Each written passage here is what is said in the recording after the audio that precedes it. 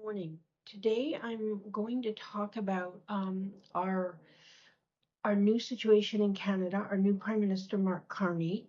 I want to say up front that I am not a liberal, but I do think that as a country in these very difficult times, that it's important that we come together and try to work with each other, even if that sometimes means accepting things we might not otherwise.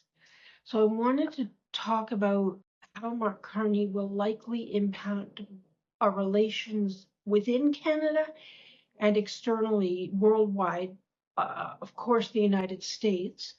Um, Mark Carney, first of all, is I believe, our 24th Prime Minister, and he did not win an election at this time. He won the seat as the leader of the Liberal Party.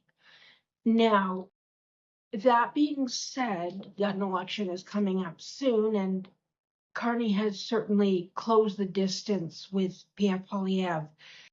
So the outcome of that election is less certain than it would have been prior to Justin Trudeau resigning and Mark Carney winning the leadership. Um, in terms of Carney's domestic policy, his economic policy, it's important to note that Mark Carney was both the governor of the Bank of Canada and the governor of the Bank of England. So he has a great deal of experience in dealing with economic stability and instability in countries, including Canada. And he's expected to implement policies that will kind of balance fiscal responsibility with growth.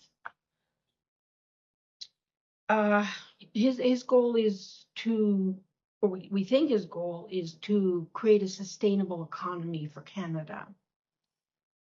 He's also got a huge issue with housing affordability. As those of us in Canada know, there is a massive housing crisis.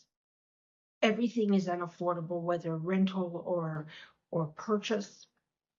Uh, it's perceived, it's likely that Carney's administration will introduce measures to increase the housing supply and regulate speculative investments.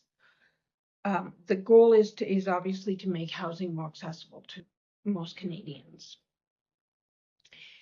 Carney is also likely to address climate change and the green economy. Now, we know that the next climate change payment is the last, and for those of us who live under the poverty line, that's actually a huge negative, because for us, that money we depended on it. But that being said, it's believed that Carney, with his background, will do some good things. His policies may include, for example, investments in renewable energy and incentives for businesses to adapt more green practices. Um, he has experience in this area, so hopefully he will use that to implement greener initiatives. He also has several social policies to address, including healthcare, which is a big issue right now in Canada. The goal is that we all have access to healthcare, and that we all are able to access it easily. And there's a difference between it just being available. Like, for instance, in Alberta, the cities have more access, but the outer regions, they've basically been closed off. And so we want to make sure, and Carney needs to make sure that healthcare is accessible to all Canadians. The fact is that with good healthcare, it increases economic productivity because people aren't sick, as they don't experience lifelong disability because they can't access healthcare. It's a snowball effect. He's also likely or expected to introduce immigration, and by this I mean something very different than any Americans watching this will be thinking about. In Canada, we believe deeply in immigration. We believe that it increases our economy and the productivity of our economy. It increases growth in our economy and increases cultural diversity. And in Canada, we believe those are good things. And then there are the foreign policy issues. And I think the first one that I have to address is with the United States. Under the Trump administration, Carney's diplomatic skills, his economic skills will be crucial in averting what could be a disaster. He has made it clear that he is committed to Canadian sovereignty, that he is committed to not having the tariffs continue, and that he does not appreciate the annexation threats by Trump. So these are things that he will have to address, and he will, we hope, stand strong. In terms of Europe and Asia, his global experiences position him well to increase our trade with Europe and Asia while decreasing our dependence on trade with the United States, and to build our economy through a diversification of trade.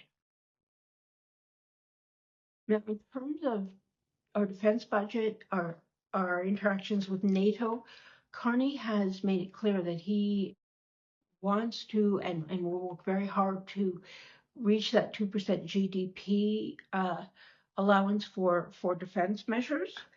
And that may actually enhance our standing in NATO. So yes, there are a number of things that Carney is believed to want to address. There are a number of areas where his experience will come in quite handy. Will that happen? I guess we'll have to watch and see.